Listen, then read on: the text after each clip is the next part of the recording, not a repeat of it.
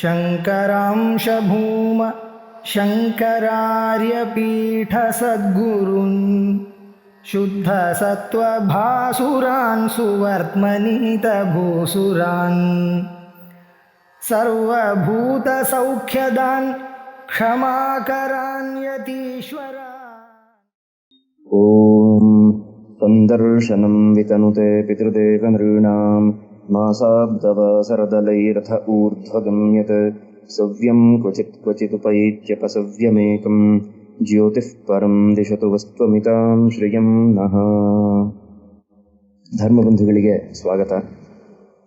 ಫಲಿತ ಜ್ಯೋತಿಷ ಶಾಸ್ತ್ರದ ಪ್ರಮುಖ ಗ್ರಂಥಗಳಲ್ಲೊಂದಾದಂತಹ ಫಲದೀಪಿಕಾ ಎಂಬ ಗ್ರಂಥದ 3ನೇ ಅಧ್ಯಾಯವನ್ನು ನಾವು ಅಧ್ಯಯನ ಮಾಡ್ತಾ ಇದ್ವಿ. ಆ 3ನೇ ಅಧ್ಯಾಯದ ಕಡೆಯ ಹಂತದಲ್ಲಿ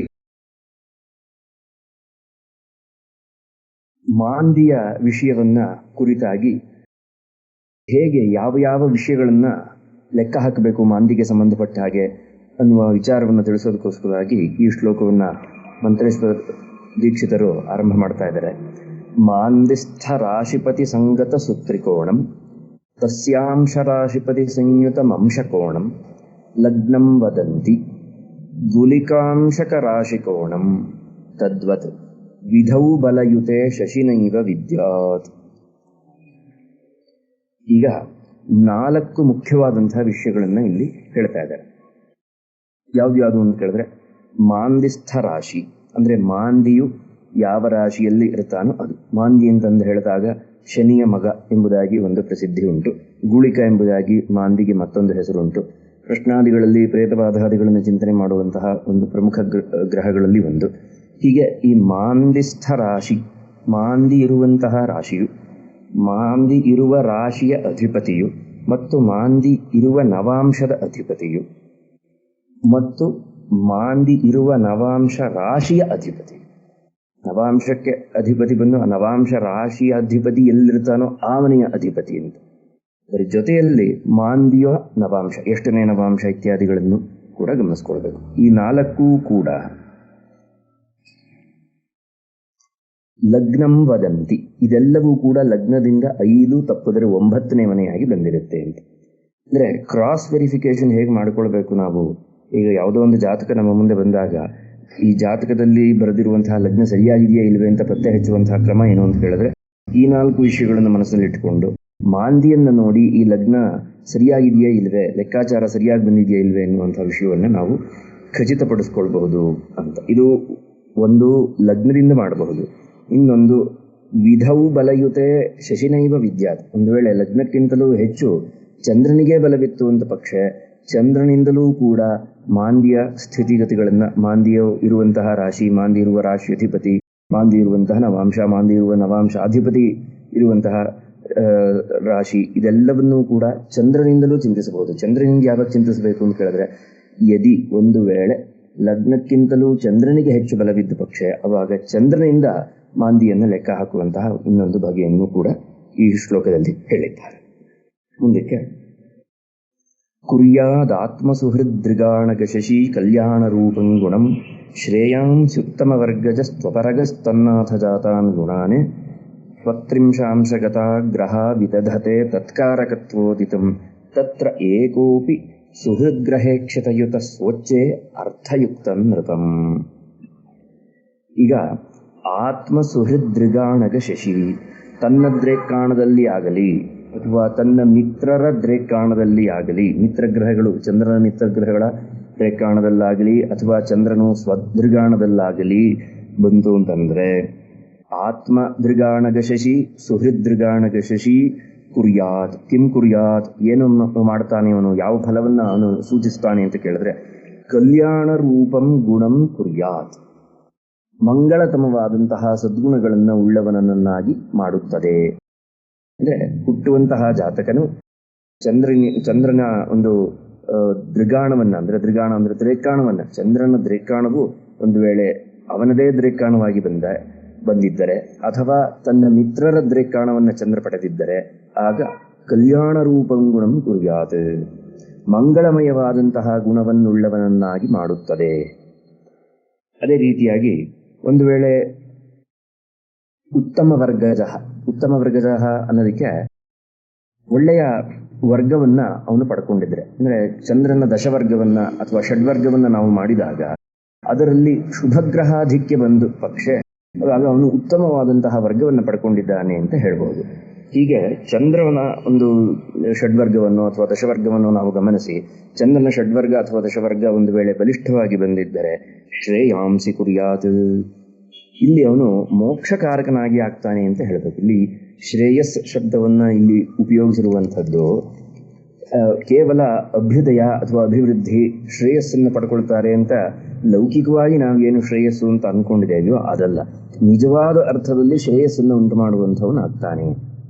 ಆದರೆ ಅದಕ್ಕೆ ಅದನ್ನು ಪುಷ್ಟೀಕರಿಸುವುದಕ್ಕೆ ಬೇರೆ ಇನ್ನೂ ಹಲವಾರು ಲಕ್ಷಣಗಳನ್ನು ನೋಡಿ ಆ ನಂತರ ತೀರ್ಮಾನ ಮಾಡಬೇಕು. ಗುರುವಿನ ಲಕ್ಷಣವನ್ನು ನೋಡಿ, ಲಗ್ನಾಧಿಪತಿ, ಭಾಗ್ಯಾಧಿಪತಿ ಇವರ ಲಕ್ಷಣಗಳನ್ನೆಲ್ಲ ನೋಡಿ ಆ ನಂತರ ನಾವು ತೀರ್ಮಾನ ಮಾಡಬೇಕಾಗಿ ಬರುತ್ತೆ. ಆಮೇಲೆ ಅಪರಗಃ, ಒಂದು ವೇಳೆ ತನ್ನಾಥ ಜಾತಾನ್ ಗುಣಾನ್, ಉತ್ತಮ ವರ್ಗವನ್ನು ಬಿಟ್ಟು ಬೇರೆ ಇನ್ನುಳಿದಂತಹ ವರ್ಗಗಳನ್ನು ಅವನು ಒಂದು ವೇಳೆ ಪಡ್ಕೊಂಡಿದ್ರೆ ಆಗ ತನ್ನಾಥ ಜಾತಾನುಗುಣಾನ್, ಆಯಾಯ ವರ್ಗಾಧಿಪತಿಗೆ ಸಮಾನವಾದಂತಹ ಫಲವನ್ನ ಚಂದ್ರ ಕೊಡುವಂಥವನಾಗ್ತಾನೆ ಅಂತ. ಅಂದ್ರೆ ಉತ್ತಮವಾದಂತಹ ವರ್ಗವನ್ನ, ಶುಭಗ್ರಹಗಳ ದೃಷ್ಟಿ, ಶುಭಗ್ರಹಗಳ ಸ್ಥಿತಿ ಇತ್ಯಾದಿಗಳು ಇರುವಂತಹ ವರ್ಗಗಳನ್ನಲ್ಲದೆ ಬೇರೆ ಇನ್ನುಳಿದಂತಹ ವರ್ಗಗಳನ್ನು ಏನಾದರೂ ಒಂದು ವೇಳೆ ಪಡ್ಕೊಂಡಿದ್ರೆ ಆಗ ಅವನು ಇದು ಸಾಮಾನ್ಯವಾದಂತಹ ನಿಯಮ, ಯಾವ ಗ್ರಹದ ರಾಶಿಯಲ್ಲಿ ಚಂದ್ರನು ಬಂದು ಯಾವ ಗ್ರಹದ ಒಂದು ದಶವರ್ಗದಲ್ಲಿ ಬರ್ತಾನೋ ಆಯಾಯ ಗ್ರಹದ ಫಲವನ್ನ ಚಂದ್ರ ಉಂಟು ಮಾಡ್ತಾನೆ ಅಂತ ಲೆಕ್ಕ. ತನ್ನಾಥ ಜಾತಾನ್ ಗುಣಾನ್, ತನ್ನಾಥ ಆಯಾಯ ವರ್ಗದ ಅಧಿಪತಿಯ ಜಾತಾನ್ ಗುಣಾನ್, ಆ ಅಧಿಪತಿಗೆ ಸಂಬಂಧಿಸಿದಂತಹ ಗುಣಗಳನ್ನ ಫಲಗಳನ್ನ ಕುರಿಯಾದ ಉಂಟು ಮಾಡುತ್ತಾನೆ. ಅಷ್ಟೇ ಅಲ್ಲ, ಇದು ಚಂದ್ರನ ಬಗ್ಗೆ ಹೇಳಿದಂತಹ ಒಂದು ಮಾತು. ಇನ್ನು ಮುಂದಕ್ಕೆ ಸ್ವತ್ರಿಂಶಾಂಶಗತ ಗ್ರಹ ವಿದಧತೆ ತತ್ಕಾರಕತ್ವೋದಿತಂ ಫಲಂ. ಈ 5 ತಾರಾಗ್ರಹಗಳು ಏನುಂಟು, ಕುಜಾದಿ ಪಂಚ ತಾರಾಗ್ರಹ, ಇವರು ಅವರದೇ ಆದಂತಹ ತ್ರಿಂಶಾಂಶವನ್ನು ಪಡೆದುಕೊಂಡ ಪಕ್ಷ ಆಗೇನಾಗುತ್ತೆ ಅಂತ ಕೇಳಿದ್ರೆ ತತ್ಕಾರಕತ್ವೋದಿತಂ ಫಲಂ ಗ್ರಹಾ ವಿದಧತೆ. ಅವರವರ ಕಾರಕತ್ವದಲ್ಲಿ ಹೇಳಿರುವಂತಹ ಫಲ, ಈಗ ಸಹೋದರ ಕಾರಕ ಅಂದರೆ ಭ್ರಾತೃಕಾರಕತ್ವವನ್ನು ಕುಜನಿಗೂ, ಆತ್ಮಕಾರಕತ್ವವನ್ನು ರವಿಗೂ ಇತ್ಯಾದಿಯಾಗಿ ಏನೇನು ಕಾರಕತ್ವವನ್ನು ಹಿಂದೆ ನಾವು ಚರ್ಚೆ ಮಾಡಿದ್ದೇವೆಯೋ ಗ್ರಹಗಳಿಗೆ, ಆಯಾಯ ಕಾರಕತ್ವದಲ್ಲಿ ಹೇಳಿರುವಂತಹ ಫಲವನ್ನ ಅವರದೇ ತ್ರಿಂಶಾಂಶವನ್ನು ಪಡ್ಕೊಂಡಂತಹ ಗ್ರಹಗಳು ಉಂಟು ಮಾಡುತ್ತಾರೆ. ಅಷ್ಟೇ ಅಲ್ಲದೆ ತತ್ರ ಜಾತಕದಲ್ಲಿ ಏಕೋಪಿ ಯಾವುದಾದರೊಂದು ಗ್ರಹವಾದರೂ ಸುಹೃದ್ಗ್ರಹ ಈಕ್ಷಿತಯುತ, ತನ್ನ ಮಿತ್ರಗ್ರಹದಿಂದ ನೋಡಲ್ಪಟ್ಟಿದ್ದಾಗಲಿ ಅಥವಾ ಯುತಿಯನ್ನು ಪಡೆದಿದ್ದಾಗಲಿ ಆದರೆ, ಅಥವಾ ಸ್ವೋಚ್ಛೆ ಉಚ್ಚ ಕ್ಷೇತ್ರದಲ್ಲಿದ್ದಿದ್ದಾದರೆ ಅರ್ಥಯುಕ್ತ ನೃಪಂ, ರಾಜನಿಗೆ ಸಮಾನವಾದಂತಹವನು ಅಂತ ಅರ್ಥ ಮಾಡ್ಕೊಳ್ಬೇಕು.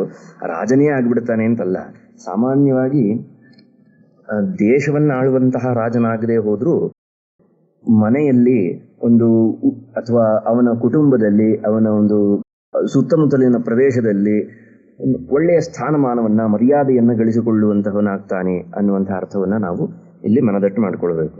ಅಷ್ಟೇ, ಅದು ಕೇವಲ ವಿದ್ಯೆಯಿಂದ ಬರುವಂತಹ ಗೌರವ ಅಷ್ಟೇ ಅಲ್ಲ, ಇವನ ನಡವಳಿಕೆಯಿಂದ ಬರುವ ಗೌರವ ಅಲ್ಲ, ಅರ್ಥಯುಕ್ತಂ ನೃಪಂ ಅಂತ ಹೇಳಿದ್ರಿಂದ ಹಣಕಾಸಿನ ಸಮೇತವಾಗಿ ಬರುವಂತಹ ಒಂದು ಗೌರವವು ಇವನಿಗೆ ಸಲ್ಲುತ್ತದೆ ಎಂಬುದಾಗಿ ಅರ್ಥ ಮಾಡಿಕೊಳ್ಬೇಕು. ಇದು ಯಾವಾಗ ಅಂತ ಹೇಳಿದ್ರೆ ಜಾತಕದಲ್ಲಿ ಏಕೋಪಿ ಯಾವುದಾದರೂ ಒಂದೇ ಒಂದು ಗ್ರಹವಾದರೂ ಒಂದು ವೇಳೆ ಮಿತ್ರಗ್ರಹದಿಂದಾಗಲಿ, ಮಿತ್ರಗ್ರಹದಿಂದ ನೋಡಿದ್ದಾಗಲಿ ಅಥವಾ ಮಿತ್ರಗ್ರಹದಿಂದ ಕೂಡಿದ್ದಾಗಲಿ ಅಥವಾ ಸ್ವೋಚ್ಛೆ ತನ್ನ ಉಚ್ಚ ಕ್ಷೇತ್ರದಲ್ಲಾಗಲಿ ಇದ್ದರೆ ಆಗ ಅರ್ಥಯುಕ್ತಂ ನೃಪಂ ಎಂಬುದಾಗಿ ಒಂದು ವಿಷಯವನ್ನು ತಿಳಿಸುವುದು. ಇದೆಲ್ಲವೂ ಕೂಡ ಸಾಮಾನ್ಯವಾದಂತಹ ಒಂದು ವಿಚಾರವನ್ನ ಹೇಳ್ತಾ ಇದ್ದಾರೆ. ಒಂದು ದಶವರ್ಗ ಷಡ್ವರ್ಗ ಅಂತ ನಾವು ತೆಗೆದುಕೊಂಡಾಗ ಆ ದಶವರ್ಗ ಷಡ್ವರ್ಗಗಳನ್ನು ಹೇಗೆ ಚಿಂತನೆ ಮಾಡಬೇಕು, ಅದರಿಂದ ಯಾವ ರೀತಿಯಾಗಿ ಫಲವನ್ನು ಚಿಂತನೆ ಮಾಡಬೇಕು ಅನ್ನೋದಕ್ಕೆ ಒಂದು ಚೌಕಟ್ಟನ್ನು ಇಲ್ಲಿ ತೀರ್ಮಾನ ಮಾಡಿಕೊಟ್ಟಿದ್ದಾರೆ. ಇನ್ನು ಮುಂದಕ್ಕೆ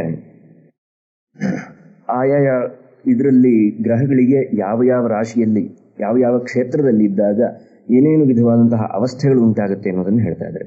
ಸ್ವೋಚ್ಛೆ ಪ್ರದೀಪ್ತ ಸುಖಿತ ತ್ರಿಕೋಣೆ ಸ್ವಸ್ಥ ಸ್ವಗೇಹೆ ಮುದಿತ ಸುಹೃದ್ಧೆ ಶಾಂತಸ್ತು ಸೌಮ್ಯಗ್ರಹವರ್ಗ ಯಾತಃ ಶಕ್ತೋ ಮತೌಸೌ ಸ್ಫುಟರಶ್ಮಿಜಾಲ. ಯಾವುದೇ ಗ್ರಹವಾಗಲಿ ಅವನು ತನ್ನ ಉಚ್ಚ ಕ್ಷೇತ್ರದಲ್ಲಿದ್ದರೆ ಅವಾಗ ಆ ಗ್ರಹವು ಪ್ರದೀಪ್ತ ಎಂಬಂತಹ ಅವಸ್ಥೆಯನ್ನು ಪಡ್ಕೊಳ್ಳುತ್ತೆ. ಆ ಗ್ರಹಕ್ಕೆ ಪ್ರದೀಪ್ತ ಅಂತ ಹೆಸರು. ತಾನು ತನ್ನ ಉಚ್ಚ ಕ್ಷೇತ್ರದಲ್ಲಿ ಆ ಗ್ರಹವು ಇದ್ದ ಪಕ್ಷ ಆ ಗ್ರಹವು ಏನಾಗುತ್ತೆ ಅಂತ ಹೇಳಿದ್ರೆ ಪ್ರದೀಪ್ತ ಗ್ರಹ ಎಂಬುದಾಗಿ ಕರೆಸ್ಕೊಳ್ಳುತ್ತೆ. ತ್ರಿಕೋಣದಲ್ಲಿ ಅವನ ತ್ರಿಕೋಣ ಕ್ಷೇತ್ರದಲ್ಲಿ ಬಂದರೆ, ಅವನಿರುವ ರಾಶಿಯಿಂದ ಅವನ ಮೂಲ ತ್ರಿಕೋಣದಲ್ಲಿ ಬಂದರೆ ಅಂತ ಅರ್ಥ. ಆಯಾಯ ಗ್ರಹಗಳ ಮೂಲ ತ್ರಿಕೋಣ ರಾಶಿಯಲ್ಲಿ ಬಂದಾಗ ಅಲ್ಲಿ ಏನಾಗುತ್ತೆ, ಸುಖಿತ ಎಂಬಂತಹ ಒಂದು ಹೆಸರನ್ನ ಗ್ರಹಗಳು ಪಡ್ಕೊಳ್ಳುತ್ತವೆ ಅಂತ ಲೆಕ್ಕ. ಅದಕ್ಕೇನೇನು ಫಲ ಅಂತ ಕೊನೆಯ ಶ್ಲೋಕದಲ್ಲಿ ಹೇಳ್ತಾರೆ. ಈಗ ಅವಸ್ಥೆಗಳನ್ನು ಮಾತ್ರ ಹೇಳ್ತಾ ಇದ್ದಾರೆ. ಆಮೇಲೆ ಸ್ವಗೇಹೇ ಸ್ವಸ್ಥ, ಯಾವುದೇ ಗ್ರಹವು ಸ್ವಕ್ಷೇತ್ರದಲ್ಲಿ ಬಂದರೆ ಅದನ್ನು ಸ್ವಸ್ಥ ಎಂಬುದಾಗಿ ಕರೀತಾರೆ. ಸುಹೃದ್ಧೆ, ಮಿತ್ರ ಕ್ಷೇತ್ರದಲ್ಲಿ ಬಂದರೆ ಮುದಿತ ಎಂಬುದಾಗಿ ಹೆಸರು. ಶುಭಗ್ರಹಗಳ ಷಡ್ವರ್ಗವನ್ನು ದಶವರ್ಗವನ್ನು ಹೇರಳವಾಗಿ ಹೆಚ್ಚಾಗಿ ಪಡ್ಕೊಂಡಿದ್ರೆ ಅವಾಗ ಆ ಗ್ರಹಕ್ಕೆ ಶಾಂತ ಎಂಬುದಾಗಿ ಹೆಸರು. ಅದೇ ರೀತಿಯಾಗಿ ಸ್ಫುಟ ರಶ್ಮಿ ಜಾಲ, ಗ್ರಹಯುದ್ಧದಲ್ಲಿ ಹೆಚ್ಚು ರಶ್ಮಿಗಳನ್ನು ಪಡೆದಂತಹ ಗ್ರಹವಾದ ಪಕ್ಷ ಆ ಗ್ರಹಕ್ಕೆ ಶಕ್ತ ಎಂಬುದಾಗಿ ಹೆಸರು ಬರುತ್ತೆ ಎಂಬುದಾಗಿ ಹೇಳಿದರು. ಶಕ್ತೋ ಮತೋಸೌ ಸ್ಫುಟ ರಶ್ಮಿ ಜಾಲ. ಅದೇ ರೀತಿಯಾಗಿ ಗ್ರಹಾಭಿಭೂತ ಸನಿಪೀಡಿತ ಸ್ಯಾತ್, ಗ್ರಹಯುದ್ಧದಲ್ಲಿ ಸೋತಂತಹ ಗ್ರಹವು ನಿಪೀಡಿತ ಎಂಬಂತಹ ಹೆಸರನ್ನು ಪಡ್ಕೊಳ್ಳುತ್ತೆ. ಖಲಸ್ತು ಪಾಪಗ್ರಹ ವರ್ಗಜಾತಃ, ಪಾಪಗ್ರಹಗಳ ಷಡ್ವರ್ಗವನ್ನು ದಶವರ್ಗದಲ್ಲಿ ಪಾಪಗ್ರಹಗಳ ಆಧಿಕ್ಯ ಬಂದ ಪಕ್ಷ ಅವಾಗ ಆ ಗ್ರಹಕ್ಕೆ ಅಂದ್ರೆ ಯಾವ ಗ್ರಹದ ಷಡ್ವರ್ಗದಲ್ಲಿ ಪಾಪಗ್ರಹಗಳು ಅಧಿಕವಾಗಿ ಬಂದಿರುತ್ತವೋ ಆ ಗ್ರಹವು ಖಲ ಎಂಬುದಾಗಿ ಕರೆಸಿಕೊಳ್ಳಲ್ಪಡುತ್ತದೆ ಅಂತ ಅರ್ಥ. ಅದೇ ರೀತಿಯಾಗಿ ಶತ್ರುಗೃಹೇ ಸುದುಃಖಿತ ಗ್ರಹೇಂದ್ರ, ಯಾವುದೇ ಗ್ರಹವು ಶತ್ರು ಕ್ಷೇತ್ರದಲ್ಲಿ ಹೋದರೆ ಸುದುಃಖಿತ, ತುಂಬ ದುಃಖವನ್ನು ಅನುಭವಿಸುವಂತಹ ಸನ್ನಿವೇಶ ಅಂತ ಹೇಳಬೇಕು. ಅದೇ ರೀತಿಯಾಗಿ ನೀಚೆ ಅತಿಭೀತ, ನೀಚ ಕ್ಷೇತ್ರವನ್ನು ಯಾವುದಾದ್ರೂ ಗ್ರಹಗಳು ಪಡ್ಕೊಂಡ್ರೆ ಅವಾಗ ಆ ಗ್ರಹ ಅತಿಭೀತ ಅಂತ ಹೇಳಬೇಕು. ಅಸ್ತಯಾತೋ ವಿಕಲ, ಒಂದು ವೇಳೆ ರವಿಗೆ ಅತ್ಯಂತ ನಿಕಟವರ್ತಿಯಾಗಿ ಗ್ರಹವು ಇದ್ದ ಪಕ್ಷ ಆ ಗ್ರಹಕ್ಕೆ ಅಸ್ತ ಎಂಬಂತಹ ಒಂದು ಮಾತನ್ನು ಹೇಳ್ತೇವೆ. ಆ ಅಸ್ತನಾದಂತಹ ಗ್ರಹ ಏನಾಗುತ್ತೆ ಅಂತ ಕೇಳಿದ್ರೆ ವಿಕಲ, ತನ್ನ ಸಾಮರ್ಥ್ಯವನ್ನೆಲ್ಲ ಕಳ್ಕೊಂಡ್ಬಿಡುತ್ತೆ ಅಂತ ಲೆಕ್ಕ. ತನ್ನ ಕಲೆಗಳನ್ನೆಲ್ಲ ಕಳ್ಕೊಂಡು ವಿಕಲನಾಗಿ ಹೋಗ್ತಾನೆ ಆ ಗ್ರಹ. ಇದೆಲ್ಲವೂ ಹೆಸರುಗಳನ್ನು ಹೇಳಿದ್ರು. ಈಗ ಫಲ ಹೇಗೆ ಬರುತ್ತೆ ಅನ್ನೋದಕ್ಕೋಸ್ಕರ ಹೇಳ್ತಾ ಇದ್ದಾರೆ. ಪೂರ್ಣಂ ಪ್ರದೀಪ್ತಾ, ಪ್ರದೀಪ್ತ ಗ್ರಹಗಳು ಅಂದ್ರೆ ಸ್ವೋಚ್ಚೆ ಪ್ರದೀಪ್ತ ಅಂತ ಹೇಳಿದ್ರಲ್ಲ, ತನ್ನ ಉಚ್ಚ ಕ್ಷೇತ್ರದಲ್ಲಿ ಇರುವಂತಹ ಗ್ರಹವು ಪೂರ್ಣ ಫಲವನ್ನ ಕೊಡುತ್ತೆ. ಯಾವ ಭಾವಾಧಿಪತಿಯಾಗಿರುತ್ತೋ ಆ ಭಾವದ ಪೂರ್ಣ ಫಲ. ಅದೇ ರೀತಿಯಾಗಿ ನವಾಂಶಾಧಿಪತಿಯಾಗಿ ಬಂದಿದ್ರೆ ಆ ನವಾಂಶದ ಪೂರ್ಣ ಫಲ. ಯಾವ ಭಾವದ ನವಾಂಶಾಧಿಪತಿಯಾಗಿ ಈ ಗ್ರಹವು ಉಚ್ಚನಾಗಿ ಬಂದಿದೆಯೋ ಆ ಭಾವದ ಪೂರ್ಣ ಫಲವನ್ನು ಕೊಡುತ್ತೆ. ಆ ಗ್ರಹದ ದಶೆಯಲ್ಲಿ, ಉಚ್ಚನಾಗಿರುವಂತಹ ಗ್ರಹದ ದಶೆಯಲ್ಲಿ ತನ್ನ ಸಂಪೂರ್ಣ ಕಾರಕತ್ವದಲ್ಲಿ ಹೇಳಿರುವ ಎಲ್ಲ ಫಲವನ್ನು ಕೂಡ ಅದು ಪೂರ್ಣವಾಗಿ ದಯಪಾಲಿಸುತ್ತದೆ ಅಂತ ಲೆಕ್ಕ. ಪೂರ್ಣಂ ಪ್ರದೀಪ್. ವಿಕಲ ಗ್ರಹಗಳು ಶೂನ್ಯ. ಒಂದು ವೇಳೆ ಗ್ರಹ ಅಸ್ತವಾಗಿ ಹೋದರೆ ಆ ಅಸ್ತವಾದಂತಹ ಗ್ರಹ ತನ್ನ ಯಾವುದೇ ಫಲವನ್ನು ಕೊಡುವುದಿಲ್ಲ ಅಂತ ಲೆಕ್ಕ. ಶೂನ್ಯಂ ಅಂತ ಹೇಳಿದ್ರು. ಮಧ್ಯೆ ಅನುಪಾತಾಚ್ಚ ಶುಭಂ ಕ್ರಮೇಣ. ಇನ್ನು ಮಧ್ಯದಲ್ಲಿರುವಂತಹ ಅವಸ್ಥೆಗಳಿದೆಯಲ್ಲ, ಅಂದ್ರೆ ಈಗ ಸುಖಿತ, ಸ್ವಸ್ಥ, ಮುದಿತ, ಶಾಂತ, ಶಕ್ತ, ಆಮೇಲೆ ನಿಪೀಡಿತ ಮತ್ತು ಖಲ ಮತ್ತು ಸುದುಃಖಿತ ಎಂಬಂತಹ 8 ಏನಿದೆಯೋ ಒಟ್ಟು 10 ಅವಸ್ಥೆಗಳನ್ನು ಹೇಳಿದ್ರು. ಮತ್ತೆ ಅತಿಭೀತ 11 ಅವಸ್ಥೆಯನ್ನು ಹೇಳಿದ್ರು. ಈ ಮಧ್ಯದಲ್ಲಿ ಬರುವಂತಹ 9 ಏನಿದೆಯೋ ಇದು ಏನು ಕೇಳಿದ್ರೆ ಅನುಪಾತಾಚ್ಚ ಶುಭಂ ಕ್ರಮೇಣ. ಕ್ರಮೇಣ ಅನುಪಾತಾತ್, ಮೇಲಿಂದ ಕೆಳಗೆ ಬರುವಾಗ ಕ್ರಮವಾಗಿ ಶುಭತ್ವ ಅವುಗಳದ್ದು ಕಮ್ಮಿ ಆಗ್ತಾ ಬರುತ್ತೆ ಅಂತ ಲೆಕ್ಕ.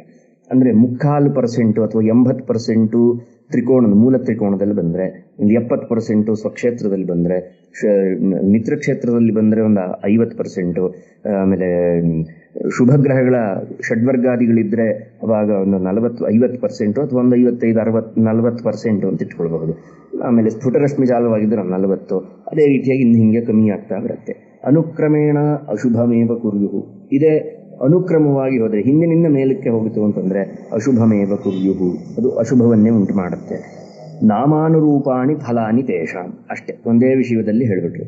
ಅದರ ಅರ್ಥ ಏನು ಅಂತ ಕೇಳಿದ್ರೆ ಆಯಾಯ ಹೆಸರಿಗೆ ತಕ್ಕಂತಹ ಫಲವನ್ನ ಆ ಗ್ರಹಗಳು ಕೊಡುತ್ತವೆ ಅಂತ ಲೆಕ್ಕ. ಈಗ ಶಾಂತವಾದಂತಹ ಗ್ರಹ ಏನು ಫಲವನ್ನು ಕೊಡುತ್ತೆ ಅಂತ ಹೇಳಿದ್ರೆ ಶಾಂತವಾದ ಸೌಮ್ಯವಾದ ಫಲವನ್ನು ಕೊಡುತ್ತೆ ಅಂತ ಅರ್ಥ ಮಾಡಿಕೊಳ್ಬೇಕು ಎಂಬುದಾಗಿ ಹೇಳಿ ಇಲ್ಲಿಗೆ ಫಲದೀಪಿಕೆಯ 3ನೇ ಅಧ್ಯಾಯ ಸಂಪನ್ನವಾಗುತ್ತೆ. ಇನ್ನು ಮುಂದಕ್ಕೆ 4ನೇ ಅಧ್ಯಾಯದಲ್ಲಿ ಅತ್ಯಂತ ಮಹತ್ವಪೂರ್ಣವಾದಂತಹ ಗ್ರಹ ಬಲ, ಗ್ರಹಗಳಿಗೆ ಬಲವನ್ನು ಹೇಗೆ ಚಿಂತನೆ ಮಾಡಬೇಕು, ಏನು ಬಲಾಬಲ ವಿಕಲ್ಪೇನ ತಯೋರುಕ್ತಂ ವಿಚಿಂತಯೇತ್ ಎಂಬುದಾಗಿ ಶಾಸ್ತ್ರ ಪಂಕ್ತಿ ಉಂಟು ಜ್ಯೋತಿಷದಲ್ಲಿ. ಅದರಿಂದ ಬಲಾಬಲವನ್ನು ಹಿಡಿದೇ ಫಲವನ್ನು ಹೇಳಬೇಕು ಎಂಬುದಾಗಿ ಹೇಳ್ತಾರೆ.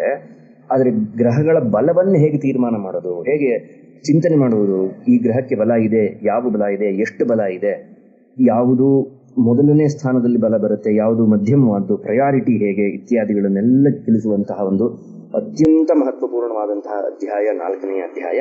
ಆ ಅಧ್ಯಾಯವನ್ನು ನಾವು ಮುಂದಿನ ತರಗತಿಯಿಂದ ಅಧ್ಯಯನ ಮಾಡಲು ಪ್ರಾರಂಭಿಸೋಣ. ಧನ್ಯವಾದಗಳು. ಸಂದರ್ಶನಂ ವಿತನುತೆ ಪಿತೃದೇವನೃಣಾಂ ಮಾಸಾಬ್ದವಾಸರದಲೈರಥ ಊರ್ಧ್ವಗಮ್ಯತೆ ಸವ್ಯಂ ಕ್ವಚಿದುಪೈತ್ಯಪಸವ್ಯಮೇಕಂ ಜ್ಯೋತಿಃ ಪರಂ ದಿಶತು ವಸ್ತ್ವಮಿತಾಂ ಶ್ರಿಯಂ ನಃ.